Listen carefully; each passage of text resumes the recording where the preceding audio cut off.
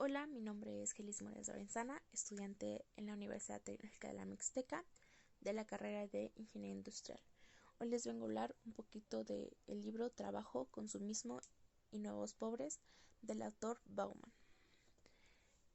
El primer tema que vamos a abordar es el significado del trabajo.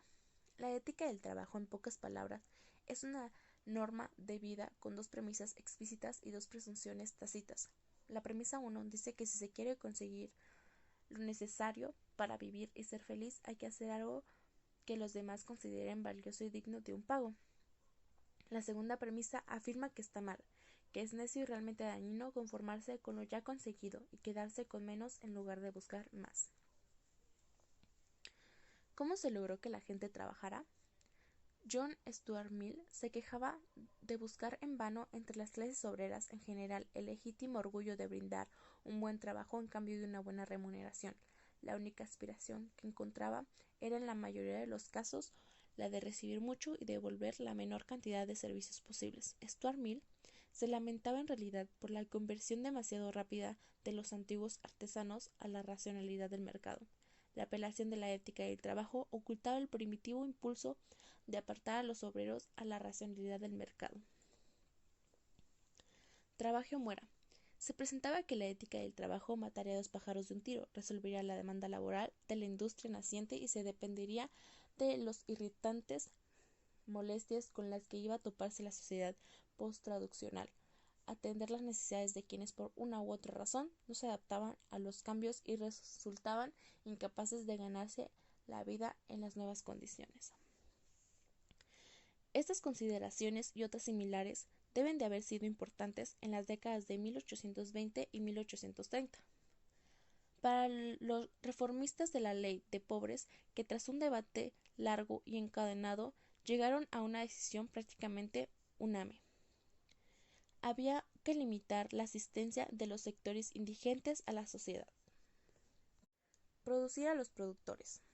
Las sociedades tienden a formarse una imagen idealizada de sí misma que le permitirá seguir su rumbo, identificar y localizar las cicatrices y otras imperfecciones afectan su aspecto en el presente, así como hallar un remedio seguro que les cure o alivie ir a trabajar, conseguir un empleo, tener un patrón, hacer lo que éste considere útil, para lo que estaría dispuesto a pagar para que el trabajador lo hiciera.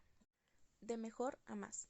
Toda crítica que busca un objetivo permite elegir los medios para alcanzarlo, para hacer una evaluación crítica de ellos y, si fuera necesario, reemplazarlos por otros, en función de su eficiencia para llegar al resultado buscado. La ética del trabajo y, en forma más general, la apelación a los sentimientos y la conciencia de los obreros fueron algunos medios entre muchos para hacer girar los engranes del sistema industrial. Vamos a entrar al tema de consumismo, que en lo personal y a mí siento que es un tema muy importante porque todos somos consumistas, unos más que otros, pero toda la sociedad es eso, somos consumistas en cualquier cosa, ya sea en vestimenta, en tecnología o en comida. ¿Qué es sociedad de consumo? Es un concepto socioeconómico con el cual se denomina a los estados desarrollados industrial o productivo capitalista en los cuales existe un consumo masivo de bienes y servicios como consecuencias de una masiva producción y de que la oferta es amplia hasta incluso superar a la demanda. La ética del trabajo y la ética del consumo. La nuestra es una sociedad de consumidores. Ser consumidor significa usar las cosas, comerlas, vestirlas con ellas, utilizarlas para jugar y en general satisfacer a través de ellas nuestras necesidades y nuestros deseos. Hay una frase que dijo Max Weber, repitiendo palabras de Baxter, que dice: sobre los hombros del santo protestante, como un manto liviano listo para ser arrojado a un lado en cualquier momento. Un consumidor no debería aferrarse a nada, no debería comprometerse con nada, jamás debería considerar satisfacer una necesidad, ni uno solo ni de sus deseos podría ser considerado el último. Hay una parte del libro que dice que en cualquier juramento de lealtad o compromiso se deberá agregar una condición que es hasta nuevo aviso. Y hay también una frase que dice Mark y Taylor, que es: el deseo no desea la satisfacción, por el contrario, el deseo desea el deseo, así funciona el deseo de los consumidores ideales. ¿Cómo se genera un consumidor? Se piensa que el crecimiento económico, la medida moderna de que las cosas están en orden y siguen su curso, el mayor índice de que una sociedad funciona como es debido depende de una sociedad de consumidores, no tanto de la fuerza productiva del país, una fuerza de trabajo saludable y abundante, con cofres repletos y emprendimientos audaces por parte de los poseedores y administradores del capital, como el fervor y el vigor de sus consumidores. Como afirmaba Ricardo Petrella, las actuales tendencias en el mundo dirigen las economías hacia la producción de lo efímero y volátil, a través de la masiva reducción de la vida útil de productos y servicios y hacia lo precario. El trabajo juzgado desde la estética. Solo colectivamente los productores pueden cumplir su vocación. La producción es una empresa colectiva que supone la división de tareas, la cooperación entre los agentes y la coordinación de sus actividades. La vocación como privilegio. No hay nada demasiado nuevo en la clasificación de los trabajos, en función de la satisfacción que brinden. Algunos trabajos eran considerados trascendentes y se presentaban más fácil que otros para ser tenidos en cuenta como vocaciones, fuentes de orgullo y autoestima. El mensaje de la ética del trabajo era la igualdad, que minimizaba las obvias diferencias entre las distintas ocupaciones, la satisfacción potencial que podían ofrecer y su capacidad de otorgar estatus o prestigio, además de los beneficios materiales que brindaban. Ser pobre en una sociedad de consumo. Carles Bohn tenía algunas ideas que era la afirmación de que es posible seguir siendo pobre aunque se cumpla jornadas completas, y por lo tanto la pobreza no puede ser explicada por el desconocimiento de la ética del trabajo. Como alguna vez reveló Peter Kelvin y Johanna Harriet, una de las quejas más comunes de los desocupados es que se sientan encerrados en su casa. El hombre que no trabaja no solo se ve frustrado y aburrido, sino que el hecho de verse así, sensación que por cierto coincide con la realidad, lo pone irritable. Esta irritabilidad es una característica cotidiana en la vida de un marido sin trabajo. Ascenso y caída libre del Estado benefactor. El Estado benefactor encierra la idea de que entre la obligación del Estado está la de garantizar a toda la población una situación de bienes, y eso implica algo más que la simple supervivencia. Es una supervivencia con dignidad, entendida tal y como la concibe cada sociedad en su propia época. Entre la inclusión y la exclusión, para Wilber la libertad era redactar su informe sobre la seguridad social y los servicios relacionados, presentando un gobierno preocupado por conquistar la paz que iba a seguir la guerra a punto de ganarse, que es propone un plan de seguridad social para garantizar que cada ciudadano del país, con tal de que trabaje y constituya en lo que se pueda, reciba un ingreso que lo mantenga a cubierto de necesidad cuando por cualquier razón, enfermedad, accidente, desempleo o vejez, se vea imposibilitado de trabajar y ganar lo necesario para su subsistema honrosa y la de quienes de él dependa. Seguirá recibiendo ese ingreso aunque crezca de bienes, y si se posee alguno, la renta no le será reducida por ninguna investigación de ingresos.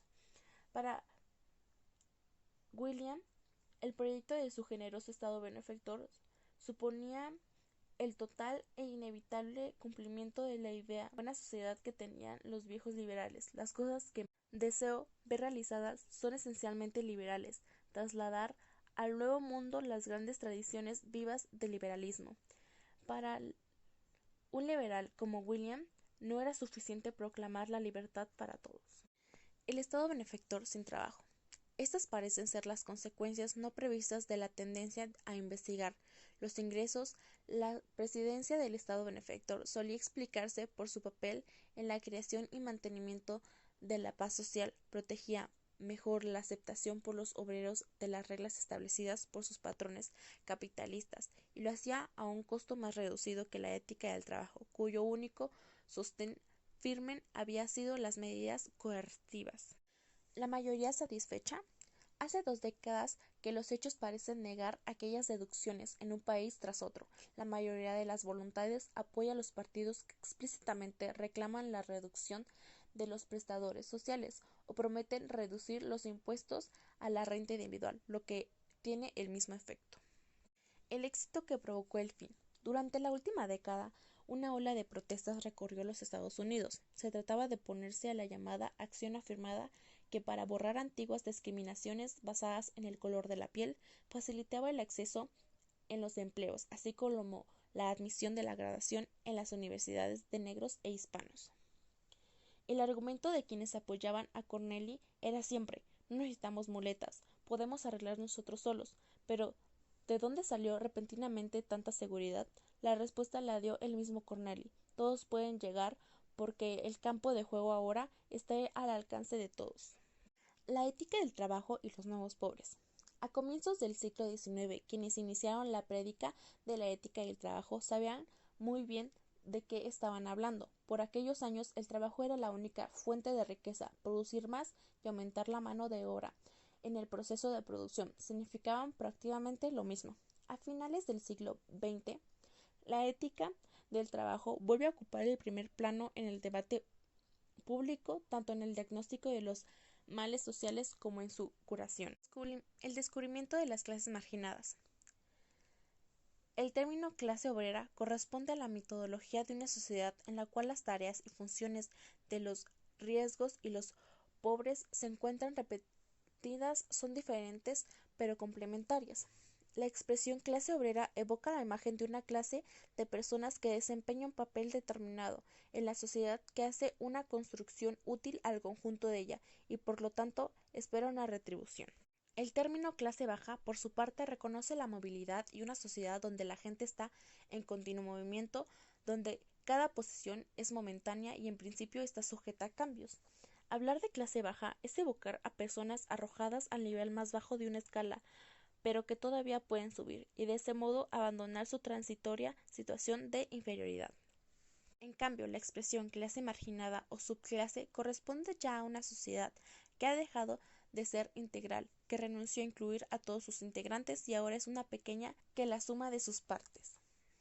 La clase marginada es una categoría de personas fuera de una jerarquía, sin oportunidad ni siquiera necesidad de ser readmitida en las sociedades organizadas. Es gente sin una función, que ya no realiza contribuciones útiles para la vida de los demás y en principios no tiene esperanza de redacción. La marginación de la ética del trabajo. La expresión clase marginada fue utilizada por primera vez por Gunnar en 1963 para señalar los peligros de la desindustrialización, que, de acuerdo con los peligros de este autor, llevaría probablemente a que grandes sectores de la población quedaran desempleados y sin posibilidad alguna de reubicar en el mercado de trabajo. Ser pobre es un delito. Uno de los primeros servicios que la clase marginada brindaba a la opulencia sociedad actual es la posibilidad de absorber los temores que ya no apuntan hacia un temible enemigo externo. La clase marginada es particularmente apta para cumplir este papel. Mead no deja de repetirlo, lo que empuja a los norteamericanos decentes y normales a integrar un frente unido contra los desertores escolares, los criminales, y los perciben en todos ellos. Los marginados ofenden los más preciados valores a la mayoría al mismo tiempo que se aferraban a ellos, y pretenden disfrutar los mismos placeres de que gozaban quienes se los ganaban trabajando. Expulsión del universo de las obligaciones morales. La esencia de toda moral es un impulso a sentirse responsable por el bienestar de los débiles, infortunados y sufrientes. La pobreza convertida en delito tiende a anular ese impulso y es mejor el argumento en su contra. Perspectiva para los nuevos pobres. Hay muchos modos de ser humano. Cada sociedad elige el que prefiere o tolera. Si llamamos sociedad a un determinado conjunto de personas, con lo que queda implícito que esas personas tienen una cierta relación entre sí y constituyen una totalidad, lo hacemos porque debemos ser sentadas la elección. Y es precisamente aquella elección o sus huellas que perduran insistentemente a través del tiempo, lo que determina que una comunidad de personas difiera netamente de otra. Allí recibe la diferencia a que nos referimos cuando hablamos de sociedades diferentes, si una determinada comunidad constituye o no una sociedad, hasta dónde llegaron sus fronteras, a quién forma o no parte de ella. Son cuestiones que dependen de la fuerza que se haya realizado la elección, del grado de control que sobre el conjunto ejerce algunos individuos dirigentes. Los pobres ya sin función.